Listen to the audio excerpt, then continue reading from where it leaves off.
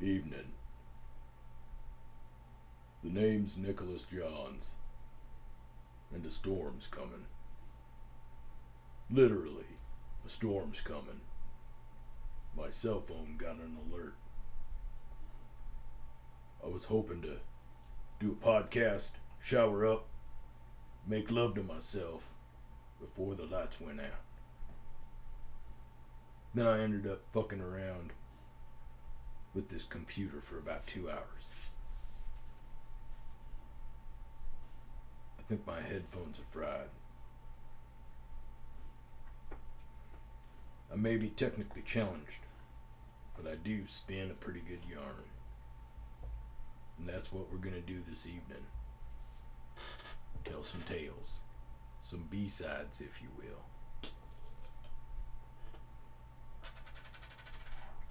I apologize for my disheveled appearance. I've been working all day long.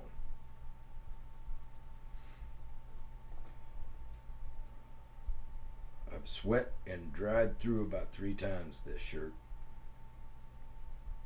The stink is probably atrocious. It's a good thing this is video. Maybe you can smell it through the microphone. I can't smell anything. My nose doesn't work so good anymore. I got cracked in the head when I was in the Navy. A TBI. That'll lead us to our first story. When I owned a barbecue restaurant in Madison, I hired my buddy Chris as my kitchen manager.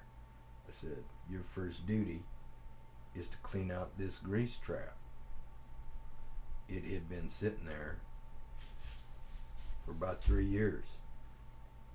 It popped off the top and had a perfect clear crust, hardened. We had to chip into it with a screwdriver. My kitchen manager, buddy Chris, started dry heaving into a bush. I think he puked.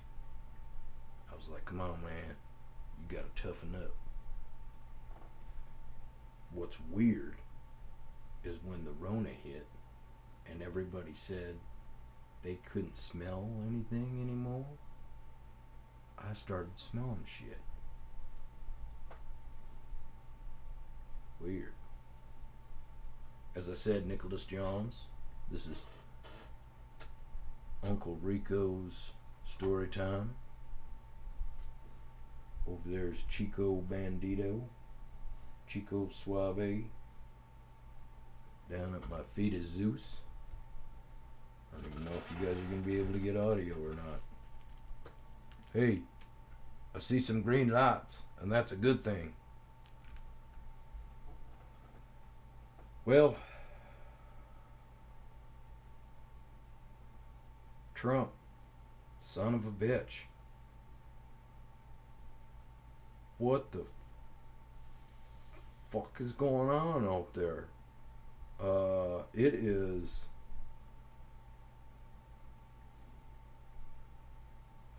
I'm so tired. I gotta get stoned. Yeah, it's July 14th, Sunday night. My lord. Hold on. It'll start working.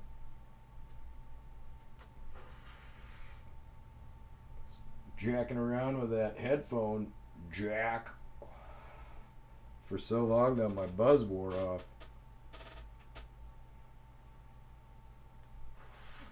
I turned into an idiot when I'm not stoned. I took 2 weeks off once and no. That was in college. That was not fun.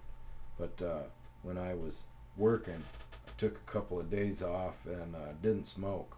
And I was just fucking everything up. I was breaking glasses, and my chef owner would come out and be like, hey man, we're 86 the shrimp scampi. And I'm like, alright. Customer sits down. I'm like, hey, how you doing? Good. How are you? I'm like, you know what tastes good tonight is some shrimp scampi. And he's like, I didn't really want to eat, but yeah, I'll have some shrimp scampi.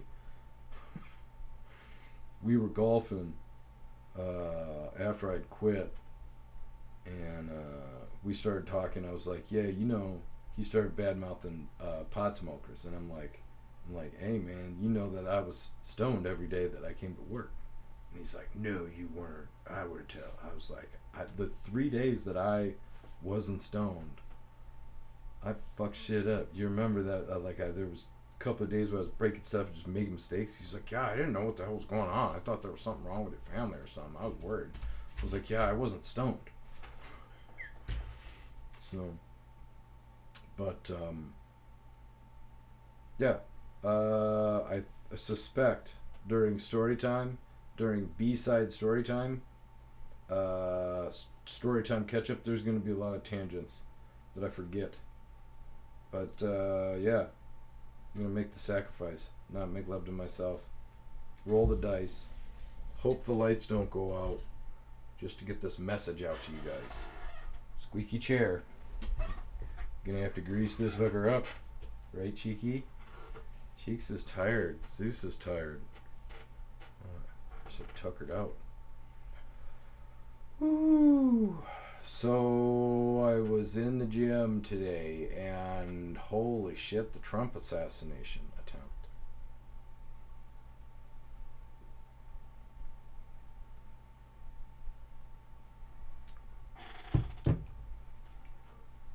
First, let me get this out of the way.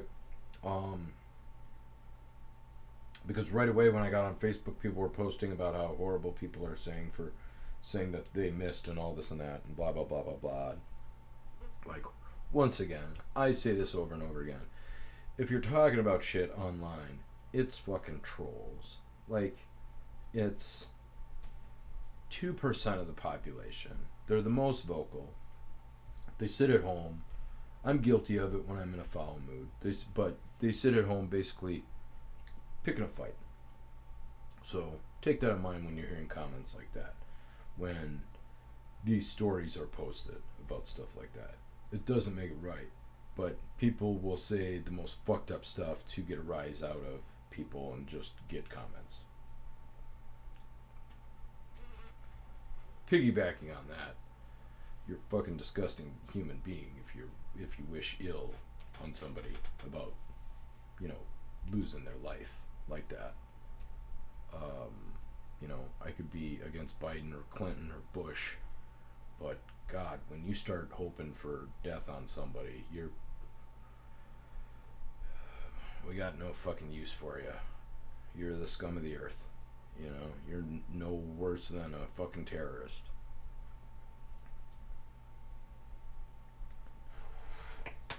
So, the Trump assassination attempt. I've been super outspoken about how weird it is, how since the debate, and even a little bit before the debate, CNN had been running pro Trump propaganda. After the debate, they were just pummeling Biden, you know. The day before last, I saw a bottom line on CNN that said, quote, "It's been a effed up week," unquote, from Biden, I guess. And then another quote that said, you know, we need to keep our shit word, you know, we need to keep our shit together from Biden, you know, leaked sources and stuff like that. And that's the kind of shit that Fox would run. So it's eye-opening to see one side bashing their candidate. And the whole time I'm like, what the hell is going on? The last couple of podcasts I mentioned it. Like, something fucking big is going on. Okay? That something big is not this assassination attempt, though.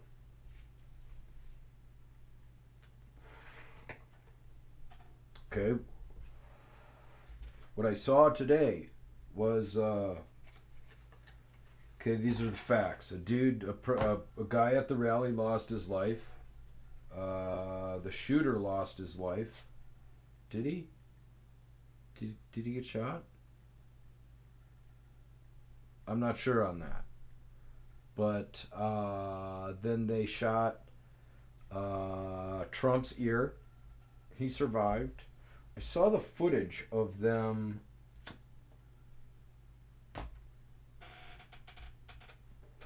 Gotta fix this chair. I saw the footage of them rushing him off the stage, and he was resisting them, and he was, I believe, it was saying, "Fight, fight," and it looked almost like going down the stairs. He kind of waved at the crowd like, "You idiots!" Like for not chanting with him. I think maybe weird reaction to getting shot at. I would think no matter how stoic you are, when you get shot at, common sense would say you get off the stage. You don't try to stand up above your Secret Service.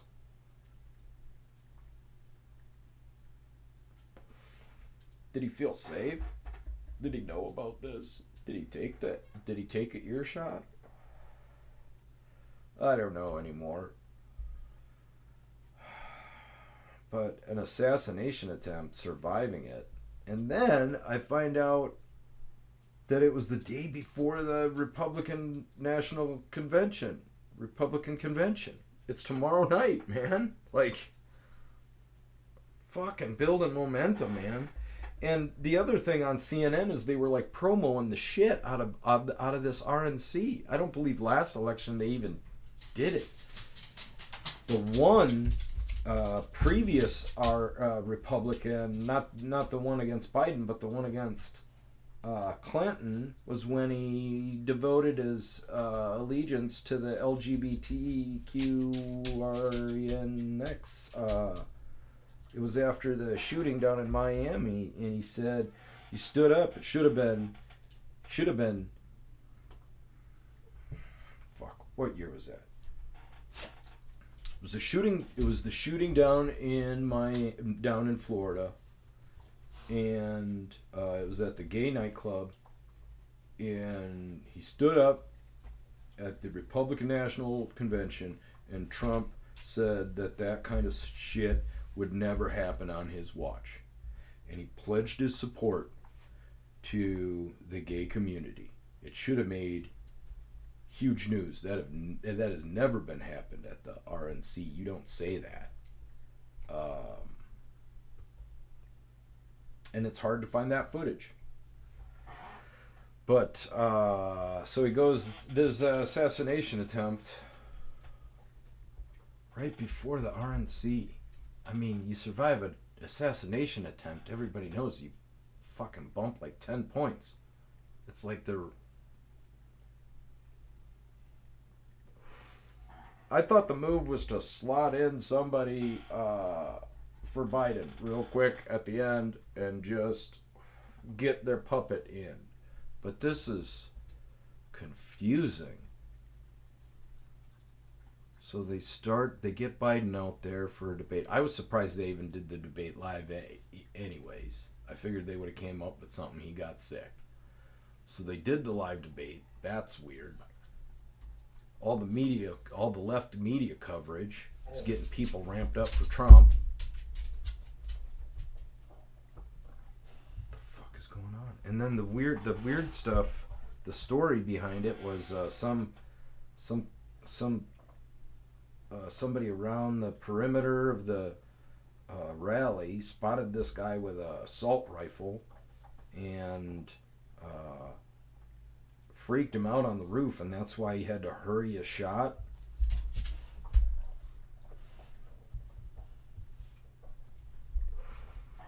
Maybe it's gun control. Maybe there's an agreement to elect him if he goes along with gun control. No, because that's a left. Maybe if the left is conceding the election and he promises to cooperate with gun control, maybe. And then the powers that be, the Pentaveret, Zeusy, be quiet. The Pentaveret unleash something bad. And have Trump, if they unleash something bad, they're going to want somebody stupid in there like Biden. So maybe they listened to my podcast and they said, well, this dude's not going away. Let's get gun control. He serves 4 years, and then we'll fuck shit up. We got 4 years, people. Clock is ticking. But it sure looks like Trump is in this year, huh? Even if they throw something out now. I mean, that dude's genuine. Like, he's got the balls. He's got the balls, man. Fucking took a bullet. Alright, so introduction of my decorations is long overdue. I really wish, if you are watching this, you comment, hey, what's that pig in the background? So then I can tell the story of the pig. It's Mr. Pigglesworth, by the way. Let's start over here. This is Bullet. And we will sample that to make sure that it is still good. Because it's been out for a little while. And nothing. Ooh, this is my ghetto whiskey. Oh, that's gone. Okay. Boop. This is my Zonger. Kudos. I think I got this from my boy that got married and never talks to me anymore. Lillehammer. What's up? This is Mr. Pigglesworth. He donated to me when I had my barbecue restaurant, Blair Street Brew and BBQ in Madison. You might have seen our delivery car driving around. We had a VW Bug, fabricated to look like a pink piggy. It had a little springy tail on there. The Oink Mobile. Some ribbons we won. I would always get into some arguments. Oh shit, my cowboy hat. I would always get into arguments with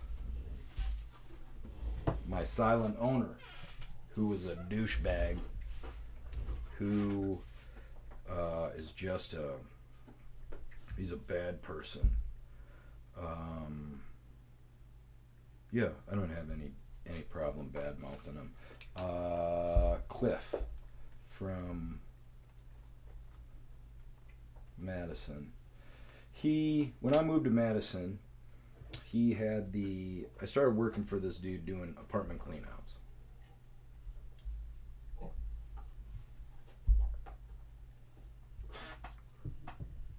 And he had the reputation of being a slumlord. And doing these cleanouts for him, I'm like, fuck these people, you know. I was cleaning out some atrocious places. There was one apartment that there was this dude living in this little like side, wasn't even a room, it was like a closet that had been fabricated into a room, no windows or anything, there was just a bed. And this kid would wake up and hawk loogies against a wall. And when I went in there, it looked like this gelatinous green, slimy, fucking mucusy thing against the wall. And I was supposed to clean it out. I didn't. I was like straight up, I was like, nah, I ain't cleaning that shit out. You gotta get somebody that's lower on the totem pole to clean that. And then I found out later the dude, ended up talking to some dude at a bar that lived at that house that was like, yes, this fucking kid would wake up in the morning, he'd hawk loogies on there, he thought it was so cool. So I clean out some of the most fucked up shit. And so I was like, you know, I would hear these stories about him being a slumlord, and I'm like, it's warranted, right? So I got a couple of jobs managing restaurants. I believe he appreciated my work ethic, thought I was a smart dude. He was always trying to get me to open a restaurant with him. And I was popping around different places. It had been a couple of years, and it had been about a year, I guess. I'd been at 2 different places. I'd been at Fleming's, and I've told plenty of stories of how horrible Fleming's was because of my fucking little tiny Napoleon boss, Andy. And then I was at this steakhouse place, Johnny Delmonico's, which was awesome, which was a lot of fun. But with this TBI, I have issues managing people and struggles. So that didn't last either. This dude's like, "Hey man, I got an opportunity." He basically says, "I'll pay for everything. It'll be your restaurant. You give me a cut going forward." And we did some negotiation and everything, came up to a fair agreement, and the guy was just a fucking nightmare. He was just an absolute nightmare. And the one thing that we were constantly fighting about stuff. He would come in at my busy time and try to get food and stuff like that. Just a bad person. I had found out from other businesses around town that what he would do is he would pay for them to open up, and then he would steal their business after they got open. I figured he wouldn't do it to me because he had a bunch of businesses fail in this location, and I thought if I could get up and running, plus if I had an owner's agreement, I had him. He kept fucking me around with an owner's agreement. I got open. We were kicking ass for 3 months, and then he evicted me. Tried to steal, tried to stay open. A bunch of people around the neighborhood busted his windows out, and then he closed up. Opened up another restaurant. That failed. But the one thing that we disagreed on, and he was right, was he wanted to do this Taste of Madison thing. It's this huge thing on the green. You know, he insisted. I didn't want to do it because it was too late for us to get in for to register to win an award. And I thought it wouldn't be worth it to go into it just to set up and have to pay all these fees and have to pay the license to do off restaurant stuff. If we didn't have a chance to win any awards, I would have entered different food items into different categories that they have. So he talks me into it, and he was right.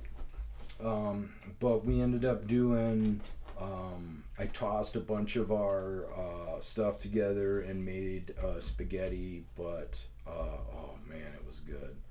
I put pulled pork in it and burnt ends and all sorts of good stuff, and I called it redneck spaghetti, but I spelt it Spageddi.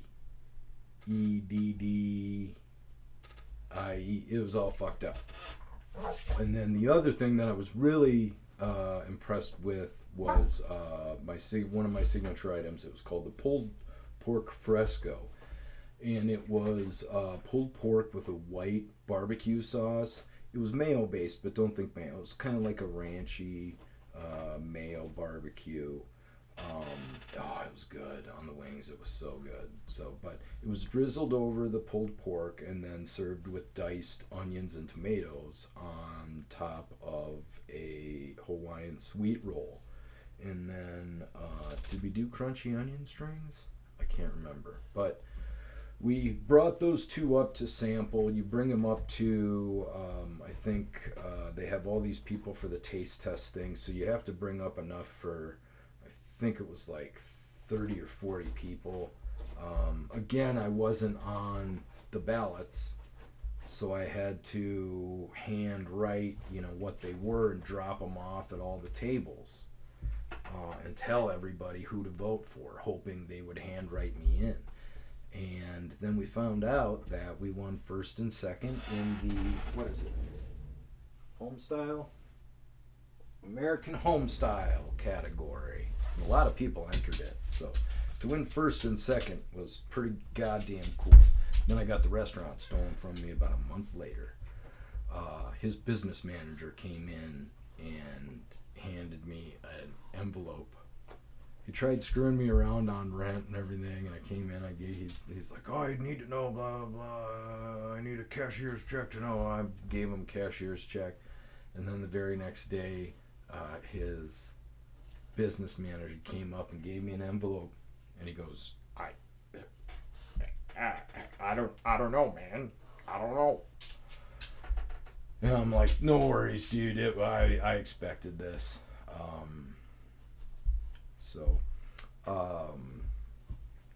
Without getting too far off tangent, about 2 weeks before, because we were successful, we were making money, we were increasing. I'm anal about numbers, and I was tracking everything. We were increasing, and I'm like, we're gonna make it. I call my mom and I go, man, I haven't felt this way in a long time. She's like, what's wrong? I said, I feel happy, and she goes, well, that's a good thing. I go, yeah, I'm just scared, the other shoe's gonna drop. And she's like, well, you can't think that way, And then like a week later, he serves me this eviction notice. So, but those are my awards. I'm going to WD-40, the chair. Oh, my boys are going at it. Oh, Zeusy, you're so fucking cute. You're like a furry butterball. I love you.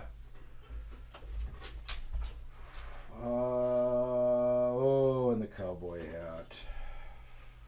Damn it. That's a story. That's a deep story. We'll save that one for another time. That's like a whole show.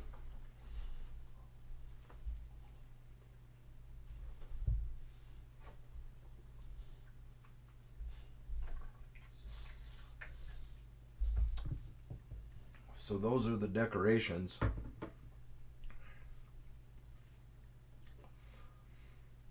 Got a old band poster where I play the lead guitarist there,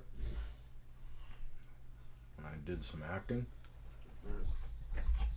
But like I said earlier, I'm technologically challenged, so this little studio that I got is pretty impressive, for me at least. So, but I do need to make some apologies. First is to a lot of my friends that follow me on Facebook. I've always been making fun of hashtags.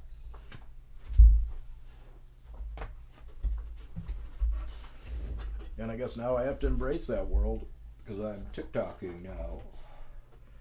And I was told my one buddy over and over again that I would kick myself in the balls before I used hashtags.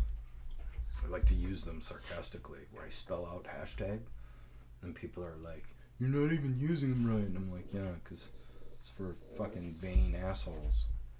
But I guess that's me.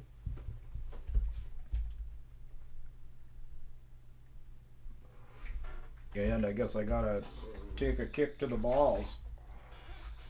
Although I've been kicked in the balls a few times in my life, so I think my ledger is.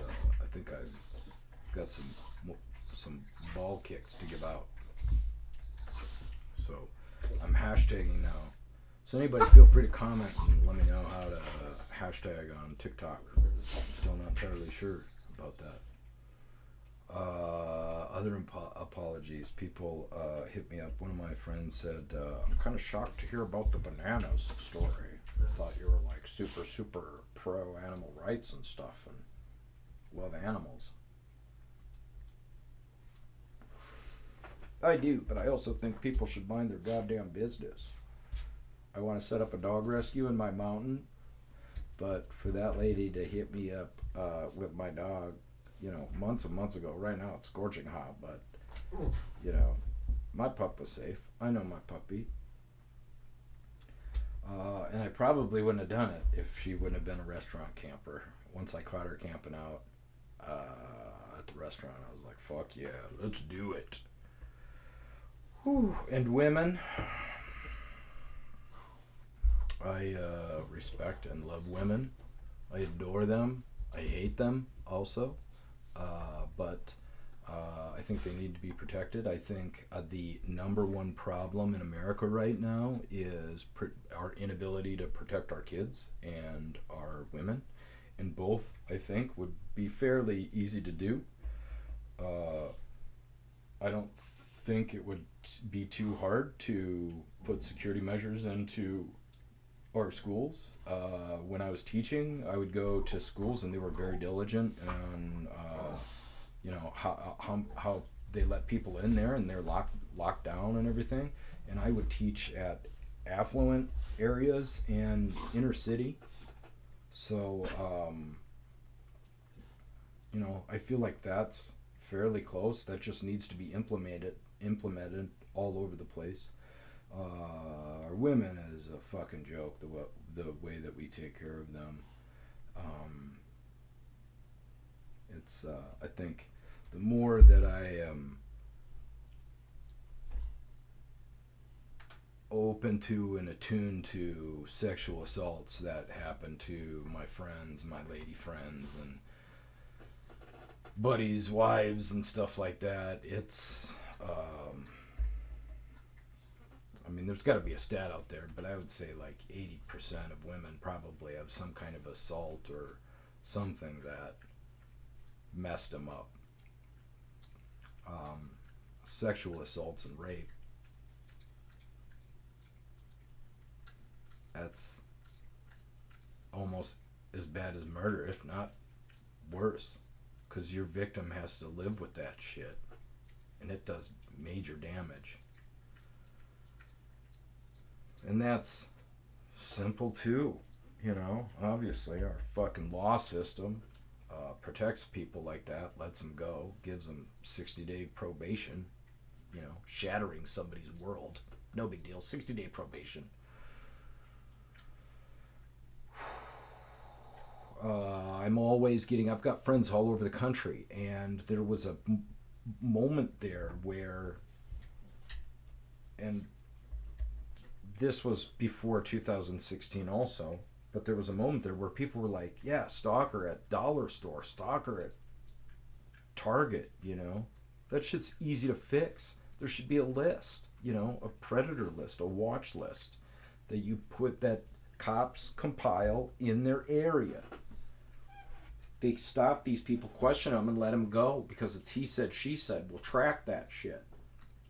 And you can keep it legit on how you get put on the watch list. Like, set it up. Make it a trial, Pedophile can come in, state his case.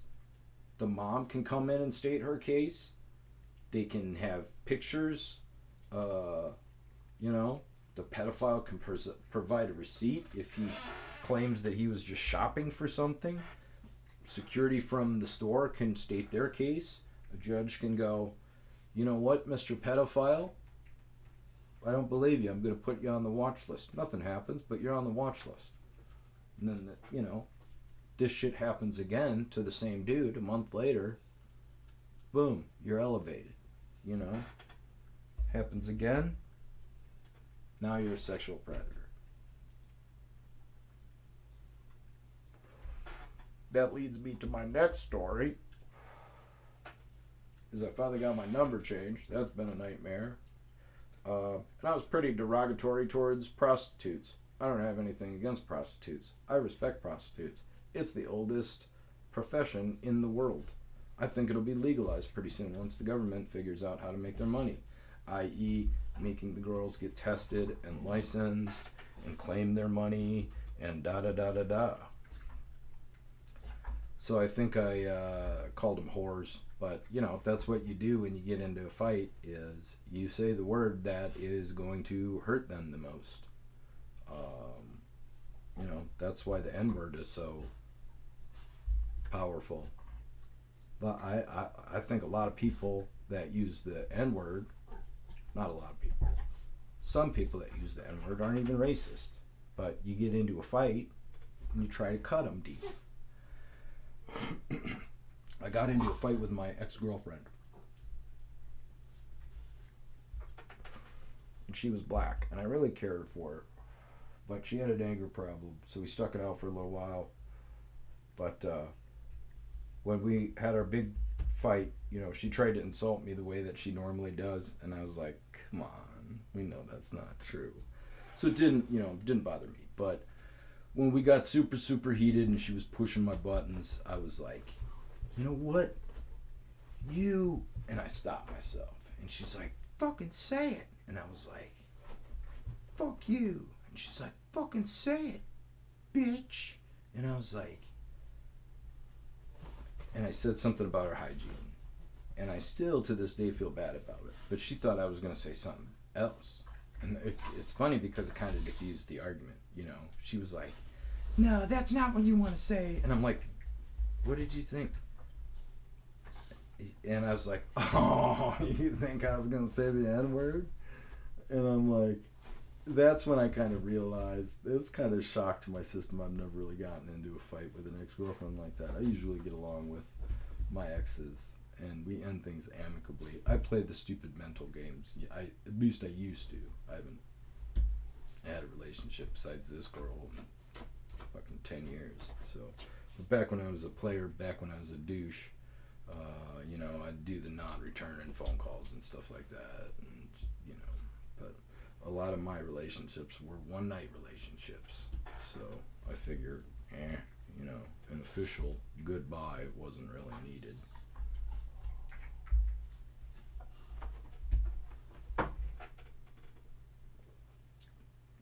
So apologies. Now that I got my apologies out of the way, I was going to tell a bunch of stories, but I don't know if we really need to do that. Maybe we save that for another day. B-side it up for another day. We did the decorations. We can talk a little bit about how fucked up of a youth I was, and some acting stories. Maybe tonight when I get out of the shower, if it's not romance in the nick time. Bada boom. Yeah, maybe we do another podcast tonight after I get out of the shower. But I wanted to rip out something about Trump right away. This is unprecedented shit. You would have wrote down, like, in 2014, the Obama administration illegally spied on a political candidate. When they announced those two, both sides were like, what the fuck? And then he got slandered. He served 4 years. He didn't do anything besides, you know, arguably the tax system and making fun of the handicapped editor that they had video of the same editor later admitting that they knew the stuff on Trump was bullshit. Now, not all the media, but the left-wing media does a 180 and is supporting him. And they're throwing Biden to the wolves. This Trump assassination, right before the RNC, building support. It honestly feels like they are throwing this election. This is crazy. All right. Squeaky, squeaky. Cheeky, cheeky. Look at my boys. Hey. Cheeky Roos. Oh my gosh. Zusi, I love you. Babies, what do you want? Oh, what do we got? What are we gonna do? Gotta go poo-poos? Gotta go pee-pees? Are we going outside? Uh-oh. think we're going outside. A crotch shot. Free crotch shot. Promoting the OnlyFans. Tommy the Tickler. Mike Honcho. Alright. Thank you so much if you made it this far. Make sure you comment, tell me how much of an idiot I am, or tell us some stories about us maybe. And then, ooh, that would be good. Tell some stories about us, and then I will include them on the actual B-sides. And like and subscribe and share and do all that, because I'm trying to build up this channel, because once we start rocking out the good content, the Bipolar Bears, I want all you guys included. I want you all in on the ground floor. Alright, thanks again for listening. Peace out.